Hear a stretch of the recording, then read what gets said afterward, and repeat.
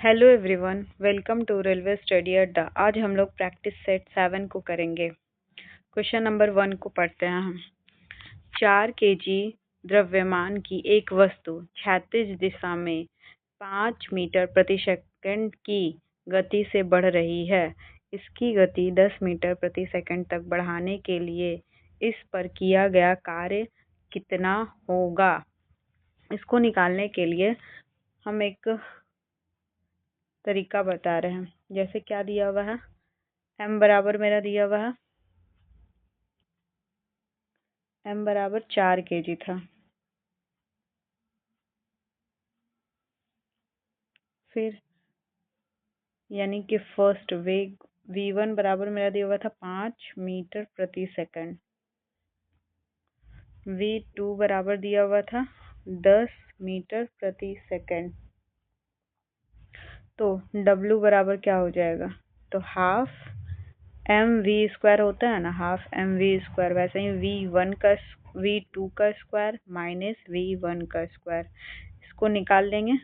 Half m बराबर मेरा 4 दिया हुआ है, v2 बराबर 10 का स्क्वायर माइनस 5 का स्क्वायर बराबर 75, घटा करके 2 से काट लेंगे 2 बार में, यानी कि आएगा मेरा 150 वर्ग का क्या होता है, जूल होता है। किसमें है, ऑप्शन सबको पढ़ेंगे। Option A 150 joule, option B 100 joule, option C 75 joule, option D 50 joule. तो इसका ऑप्शन नंबर ए क्या हो जाएगा, 150 जूल हो जाएगा। ऑप्शन नंबर ए पहला क्वेश्चन हो गया। दूसरा, पानी का हिमांक बिंदु खाली स्थान है। Option number A 40 degree Fahrenheit, option number B 42 degree Fahrenheit, option number C 34 degree Fahrenheit, option number D 32 degree Fahrenheit. इसका सही जवाब हो जाएगा option number D 32 degree Fahrenheit. इसको हम बताने के लिए यहाँ पे बता रहे हैं कि अगर ये क्या चीज में, अगर सेल्सियस में दिया रहता है 0 डिग्री सी पर क्या होता है हिमांक, यानी बर्फ, कोई भी पानी बर्फ के रूप में जमता है। और अगर फ़ारेनहाइट में दिया हुआ रहेगा तो 32 डिग्री फ़ारेनहाइट पे होता है। इसको निकालने का एक फॉर्मूला होता है जिसमें हम लोग फ़ारेनहाइट, यानी कि फ़ारेनहाइट बराबर होता है सेल्सियस इंटू 9/5 प्लस 32। यहाँ पे हम लोग रख के देख भी सकते हैं।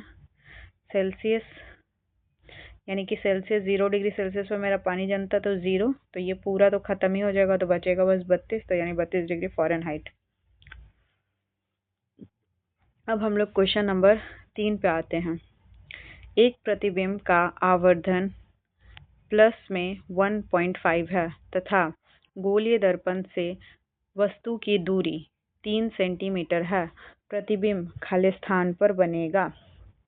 तो इसको बताने के लिए पहले हम लोग लिख रहे हैं, m बराबर कितना दिया हुआ है, प्लस में 1.5 दिया हुआ है। u बराबर वस्तु की दूरी हमेशा नेगेटिव होती है, 30 सेंटीमीटर दिया हुआ है।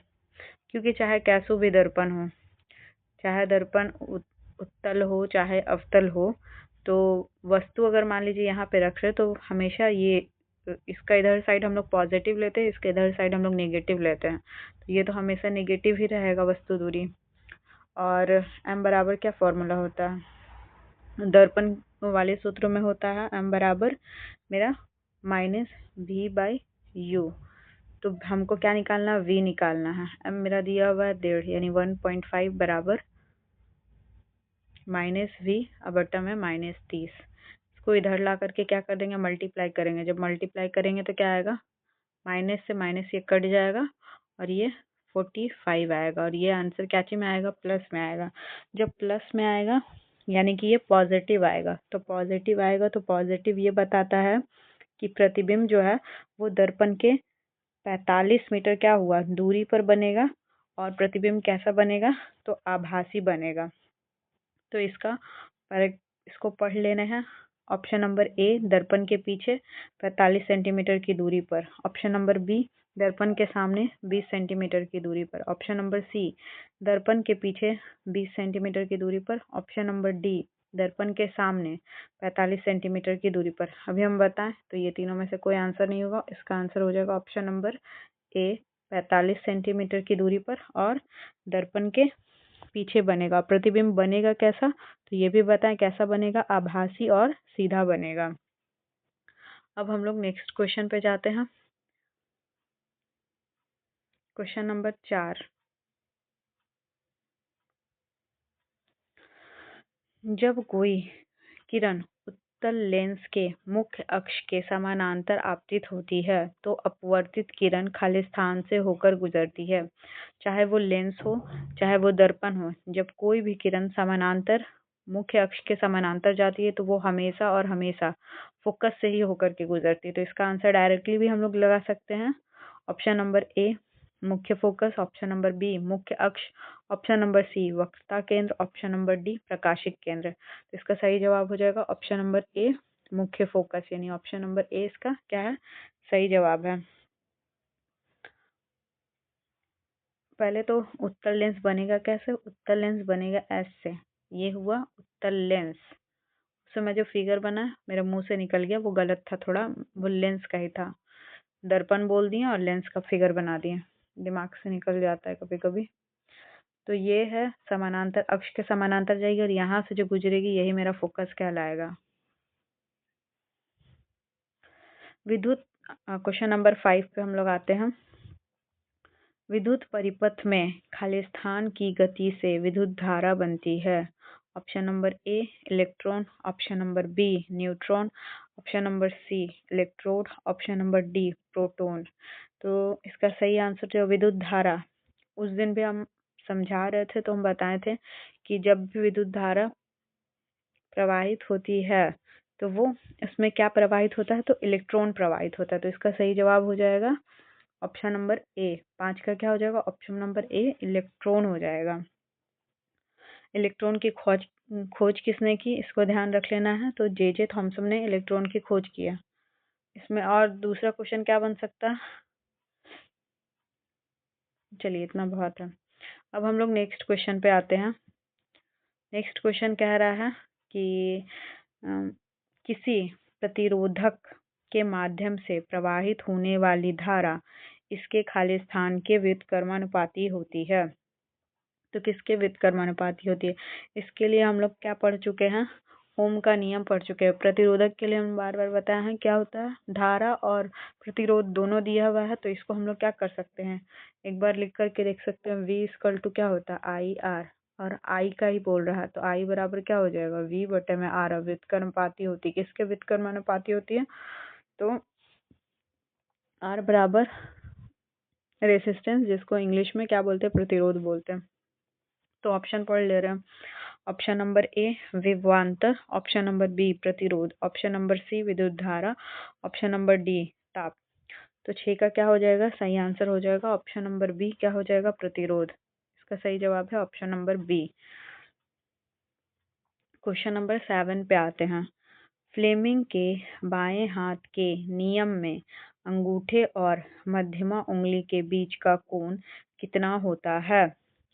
तो फ्लेमिंग के बाएं हाथ के नियम, इसका ऑप्शन पहले पढ़ ले रहे हैं। Option number A 90 degree, option number B 45 degree, option number C 120 degree, option number D 180 degree. तो फ्लेमिंग के, पहले ये फिगर, थोड़ा सा फिगर पे गौर मत कीजिएगा, ये अंगूठा और ये तीनों के बीच में इस तरह से उंगली को रखा जाता है कि तीनों का तीनों एक 90 डिग्री का एंगल बना है। और फ्लेमिंग का जो नियम होता है, तर्जनी, ये वाले को तर्जनी बोलेंगे, मध्यमा ये वाला हो गया, और ये वाला मेरा अंगूठा।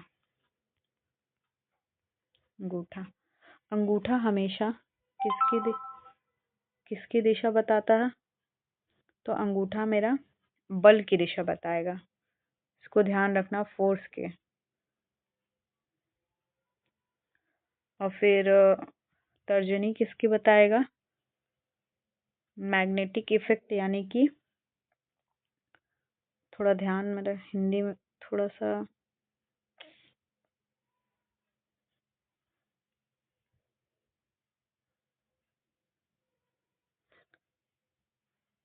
बल्कि, और ये हो जाएगा चुंबकीय क्षेत्र की दिशा बताएगा।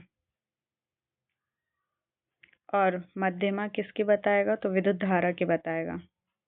और तीनों के बीच में कितना डिग्री का? तो 90 डिग्री का एंगल बनता है। तो इसका सही जवाब हो जाएगा ऑप्शन नंबर ए, 90 डिग्री। अब आई होप कि सबको ध्यान रहेगा। अब हम लोग क्वेश्चन नंबर 8 पे आते हैं। हाँ, क्वेश्चन नंबर 8, निम्नलिखित में से कौन सा सिद्धांत सौर ऊर्जा प्रणालियों से संबंधित है? ऑप्शन नंबर ए, फोटोवोल्टाइक प्रभाव। ऑप्शन नंबर बी, प्रकाश गतिज प्रभाव। ऑप्शन नंबर सी, प्रकाश संश्लेषण प्रभाव।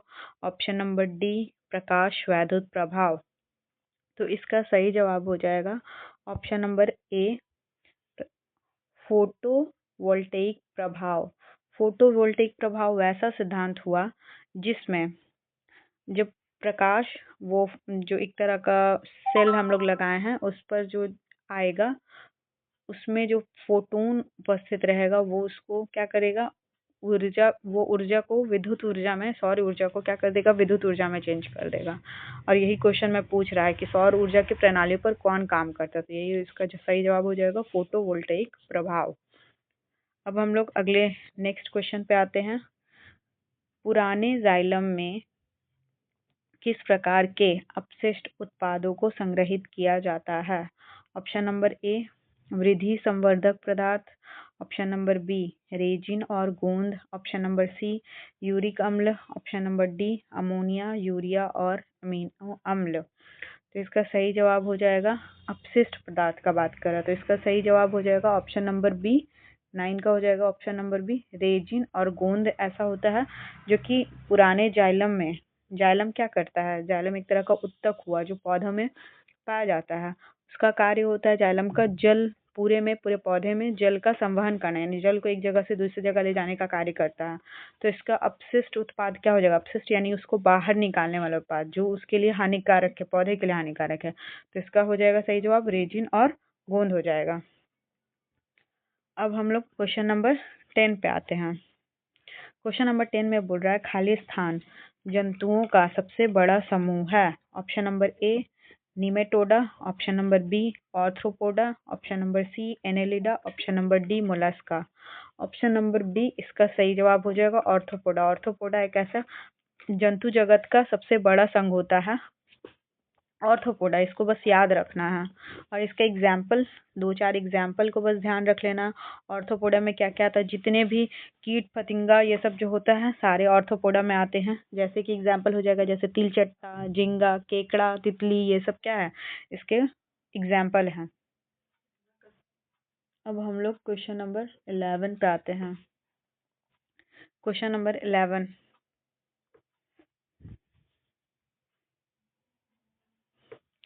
हृदय चक्र क्या है? ऑप्शन नंबर ए, एक धड़कन और एक नाड़ी दर। ऑप्शन नंबर बी, एक तंत्रानुसारी और एक फुफ्फुसीय चक्र। ऑप्शन नंबर सी, हृदय के संकुचन और शिथिलीकरण का एक चक्र।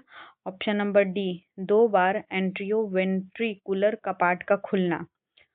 एंट्रीवेंट्रिकुलर कपाट यानी कि एक तरह का ब्लड सर्कुलेशन, जो ब्लड हम लोग का साफ, मतलब गंदा ब्लड आता है, मतलब उसको क्लीन करने का एक तरह से काम करता है। वहाँ पर एक तरह का पंप लगा रहता है, मोटर की तरह काम करता है, वही को एंट्री वेंट्रिकुलर कपाट बोला जाता है। वहाँ पर एक, मतलब इसको जब 3D एनिमेशन में देखेगा तब ज़्यादा अच्छे से समझ पाएगा।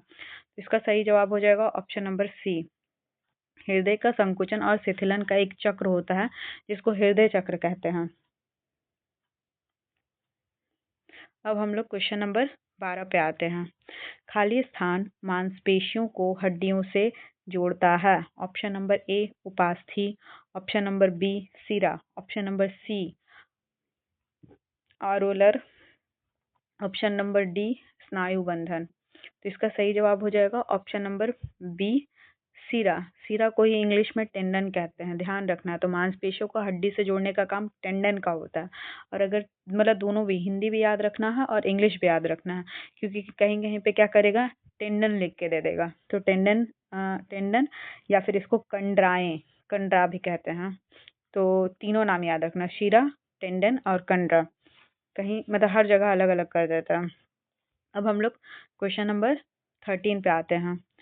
कौन सा विटामिन रक्त का थक्का जमाने के लिए आवश्यक प्रोटीन और कैल्शियम को सक्रिय करता है? Option number A vitamin B1, option number B vitamin K, option number C vitamin D, option number D vitamin सी।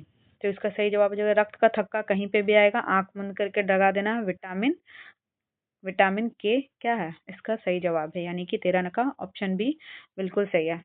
11 का भी लिख ही दे रहे हैं। 13 का क्या है, बिल्कुल सही जवाब है। बाकी अगर थोड़ा थोड़ा देख ले रहे हैं, विटामिन B1 की कमी से क्या कौन सा रोग होता है? तो विटामिन B1 की कमी से होता है बेरी बेरी।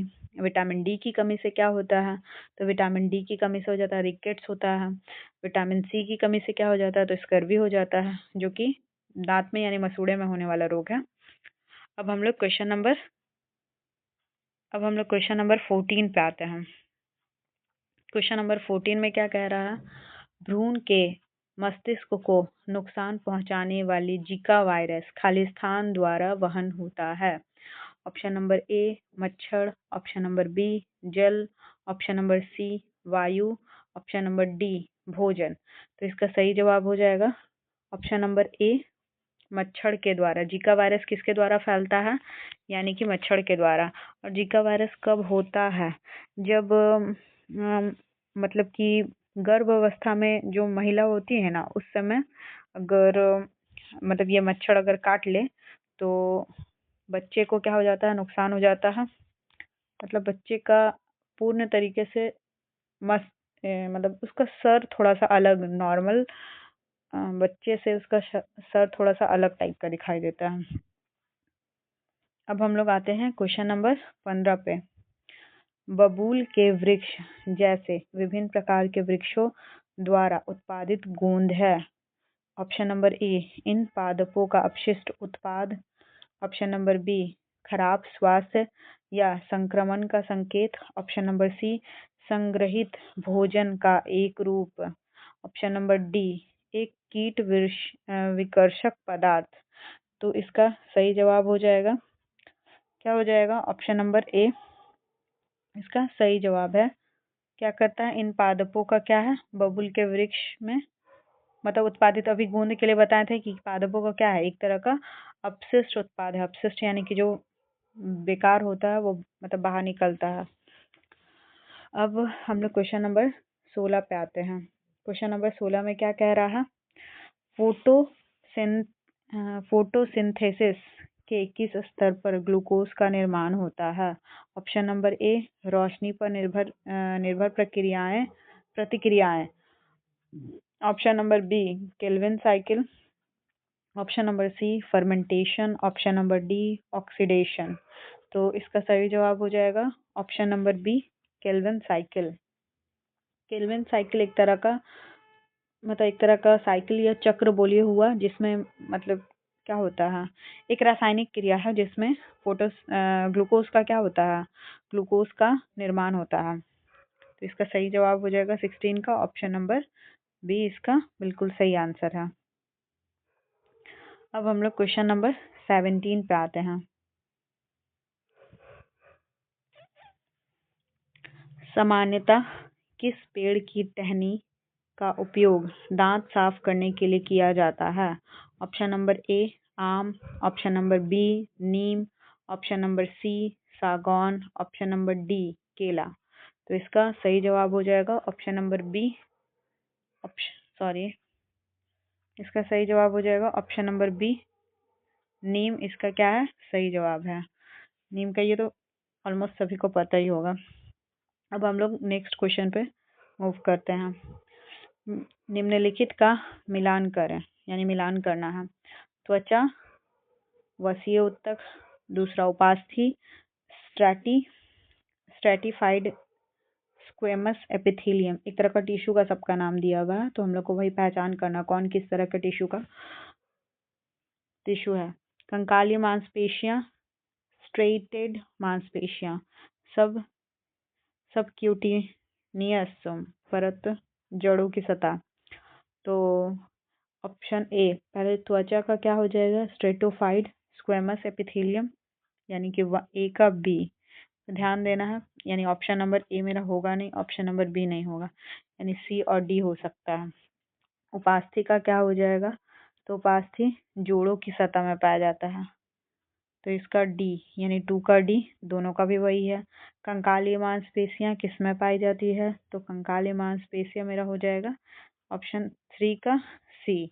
और सब क्यूटीनियस परत किस में पाया जाता है, तो वसीय में पाया जाता है। तो क्यों कौन सा ऑप्शन है, 4 का ए, यानी कि ऑप्शन नंबर क्या हो जाएगा, 18 का ऑप्शन नंबर सी इसका क्या है, सही आंसर है। सी इसका क्या है, सही आंसर है। फिर से ध्यान रखना, त्वचा का क्या हो जाएगा, स्ट्रेटिफाइड स्क्वेमस एपिथेलियम हो जाएगा। उपास्थि उपास्थि कहाँ पे, जोड़ों की सतह में। कंकाली मांसपेशियां, स्ट्रेटेड मांसपेशियां, और सब क्यूटिनियस परत वसीय ऊतक में। अब हम लोग क्वेश्चन नंबर 19 पे क्या करते हैं, मूव करते हैं। क्वेश्चन नंबर 19 में बोल रहा है, निम्नलिखित वैज्ञानिकों में से किसने स्थिर अनुपात के नियम को प्रतिपादित किया था। Option number A Antoine Lavoisier, option number B Joseph Proust, option number C Robert Boyle, option number D Jacques Charles. तो पहले स्थिर अनुपात के नियम कहते किसको हैं, तो स्थिर अनुपात का नियम हुआ कोई भी जो रासायनिक यौगिक हुआ उसके अवयव तत्व का जो द्रव्यमान हुआ वो हमेशा एक निश्चित अनुपात में ही पाया जाता है। यही चीज बताए थे option number B Joseph Proust ने बताया था। इसी को स्थिर अनुपात का नियम कहा गया है। क्लियर है सबको, इसका हो जाएगा 19 का ऑप्शन नंबर बी। अब हम लोग क्वेश्चन नंबर 20 की ओर मूव करते हैं। 20 में बोल रहा है, धातु में एक मुक्त इलेक्ट्रॉन के पथ का आकार होता है। ऑप्शन नंबर ए सीधी रेखा, ऑप्शन नंबर बी वर्गाकार, ऑप्शन नंबर सी वक्र, ऑप्शन नंबर डी वृत्ताकार। तो इसका क्या हो जाएगा, सही आंसर क्या हो जाएगा,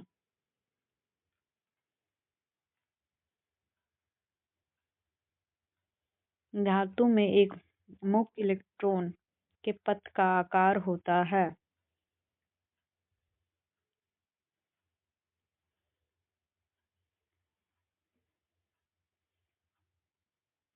इसका सही जवाब हो जाएगा ऑप्शन नंबर सी वक्राकार में। अब हम लोग क्वेश्चन नंबर, ये तो अभी हम थोड़ा देर पहले ही बताए थे, क्वेश्चन नंबर 21 में बोल रहा है, इलेक्ट्रॉन की खोज किसने किया। Option number A Niels Bohr, option number B J Thomson, option number C Albert Einstein, option number D Ernest Rutherford. तो इसका सही जवाब हो जाएगा option number B J Thomson. 21 का सही जवाब क्या हो जाएगा, जे थॉमसन हो जाएगा। अब हम लोग क्वेश्चन नंबर 22 पे आते हैं। तो 22 में बोल रहा है, यदि एक तत्व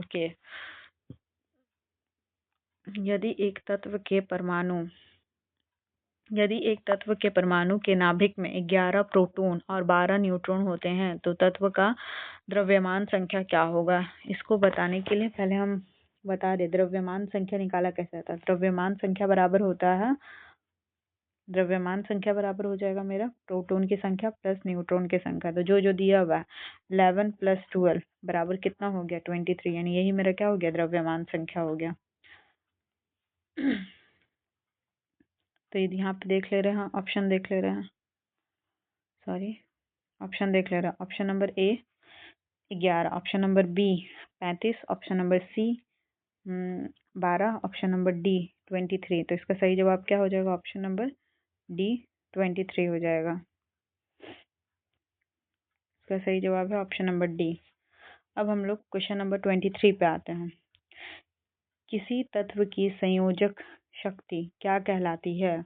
ऑप्शन नंबर ए परमाणुकता, ऑप्शन नंबर बी अनुभारता, ऑप्शन नंबर सी सामान्यता, ऑप्शन नंबर डी संयोजकता।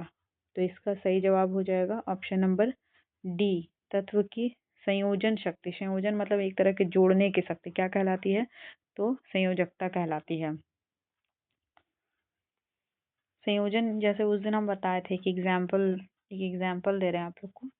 जैसे H2O है तो हाइड्रोजन के बाह्यतम कक्षा में 1 इलेक्ट्रॉन, ऑक्सीजन का मतलब कि बाह्यतम कक्षा में 2 इलेक्ट्रॉन, तो ये वाले इससे संयोग करेगा, ये वाले इससे संयोग करेगा, तभी उससे बनता है H2O। तो यही चीज क्वेश्चन में पूछ रहा है, तो क्या हो जाएगा? संयोजन शक्ति यानी संयोजकता कहलाती है। अब हम लोग क्वेश्चन नंबर, इसका जवाब मार लेना, ऑप्शन नंबर डी इसका सही आंसर है। 24 का, लिटमस एक प्राकृतिक अम्ल क्षार संकेतक है जिसे खाली स्थान से प्राप्त किया जाता है। ऑप्शन नंबर ए गुलाब की पंखुड़ियां, option number B lemon grass, option number C हल्दी, ऑप्शन नंबर डी लाइकेन। तो ये एक तरह का पौधा है, लाइकेन का पौधा, उसी से हम लोग क्या करते हैं? लिटमस को क्या प्राप्त करते हैं? और लाइकेन से प्राप्त करते हैं, ध्यान रखना है। अब हम लोग लास्ट क्वेश्चन 25 पे आते हैं।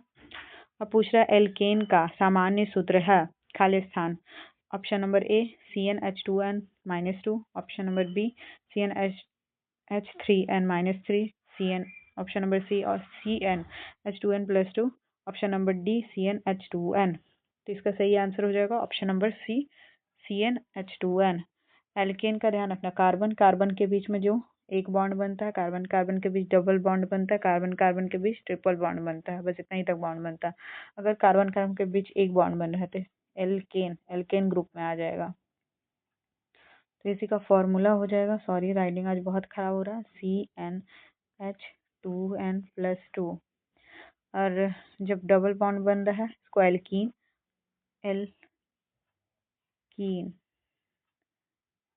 इसका फॉर्मूला हो जाएगा CnH2n। और जब ट्रिपल बॉन्ड बनता है अल्काइन, हाँ काइन, थोड़ा मैनेज कर लीजिएगा, अल्काइन, तो हो जाएगा CnH2n-2। इसका ऑप्शन सी इसका सही आंसर है। आई होप सबको वीडियो अच्छा लगा हो। अच्छा लगे तो कमेंट कीजिए, लाइक कीजिए, शेयर कीजिए, सब्सक्राइब कीजिए। Thank you.